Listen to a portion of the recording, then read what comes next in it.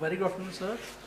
My name is Sushant Kumar Kushwaha. I am a research scholar from ESU and very much fortunate to have a time to clear my doubt from you, sir. My question is, I have lost my spark, okay? And I am not a very much consistently motivated person. Okay. I have lost my motivation. How to regain that? To live my life and lead in a joyful way. So to regain your inner peace. Thank you, sir. See, the nature of life is such… Please sit down, it's okay. If you go outside in the garden and try to catch an ant, the BHU ant, who is born here, who's grown up here and probably he'll die here, that BHU ant, if you try to catch him, he'll say, okay, to hell with my life, okay, crush me if you want. Is it so? He'll do everything to protect himself. He values his life, isn't it? Very much or no? Tiny little creature that we may not even notice, we may step on him without even seeing him, unfortunately. But he values his life immensely. Does he or no? He's got spark. But you, a human being, at least on this planet, you're the peak of evolution, physiologically at least. Yes? If other behavioral aspects, if we may have questions but physiologically at least, the most evolved creature on the planet. What the most evolved creature on the planet means is, it has the most complex neurological system and it has the highest level of cerebral capability. That means you can think, you can remember, you have memory. You have a very vivid sense of memory and a fantastic sense of imagination. An ant doesn't have such a vivid sense of memory, nor does he have any great imagination. He has some. But he has a presence of mind about the life that he is living. Because the education systems that you're going through right from kindergarten level is such that it is about everything except you. It's about everything else. Somebody is PhD in tourism, somebody is PhD in biotechnology, somebody is PhD in something. Nothing about this. How does this function? There is no attention at all. A human being functions. You know, you have a Kala Bhairava temple here. What this means is, a human being exists in 3 times.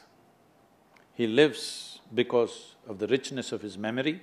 How rich is your memory determines what you will do and what you will not do right now, isn't it so? So memory is important, the present experience is important, and how vivid is your imagination for tomorrow is very important. Right now the problem is, these things have all gotten mixed up because discipline of faculty has simply not come. Nothing has been taught to our children that there needs to be… Discipline means people think English kind of discipline, walking like this like idiots. Discipline of faculty is not there. Because of this, your own mind turns against you. What happened 10 years ago, you still suffer? Hello? What may happen day after tomorrow, you already suffer? Because there's no discipline of faculty. You don't know how to use your memory, you don't know how to use your imagination. Your memory makes you suffer, your imagination makes you suffer, and you think you're suffering your life. You are not suffering your life, you're only suffering the 2 greatest faculties of being human, vivid sense of memory and a fantastic sense of imagination, isn't it so? If you suffer the greatest faculties that you have, what can we do with you? If you suffer an ailment, understandable. If you suffer a disability, understandable. If you suffer your ability, hopeless case. Yes or no?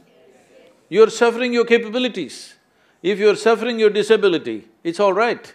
You're suffering your capabilities.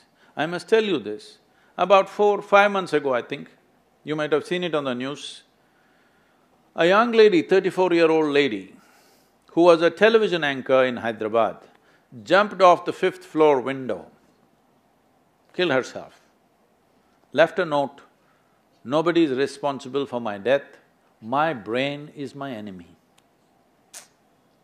How many million years it took to get this brain to this size, and now it becomes your enemy? She articulated this, but this is true with almost 90% of the human beings. They are suffering their own intelligence, isn't it? If you take away half their brain, if you take away half their brain, they will be peaceful. Yes. And that is why a whole bunch of idiots are going about saying that the ultimate goal of life is peace of mind. Such people will only rest in peace. Now you, young man, university life, if somebody is not keying you up all the time, it could become too easy, you know. Even I remember, when I went to the university, most of the time we were in the canteen or in the garden. The easiest part of my life was university. I think… I know nobody's going to like it and… but I think this university time must be shortened unless somebody is producing something brilliant. They must be chucked out within 3 to 4 years' time, everybody. If they're doing something very focused and very intense, they must stay. Otherwise, see, this is all I'm telling all of you young people. Do whatever the hell you want in your life, but you must be intensely focused on something. If you're not investing in anything, your life, it will just go waste. Because as I told you in the very beginning, one basic ingredient of your life is time, and this is just going away. Already you're 2 hours closer to your grave since I came here. Yes or no? 2 hours closer to Manikarnika. Yes or no? Yes, you are not immortal, it's just a limited amount of time. Are you a precious life, I'm asking you? Is your life precious to you? Then you must decide where you want to invest this life. If this is precious, if this is worthless, throw it somewhere.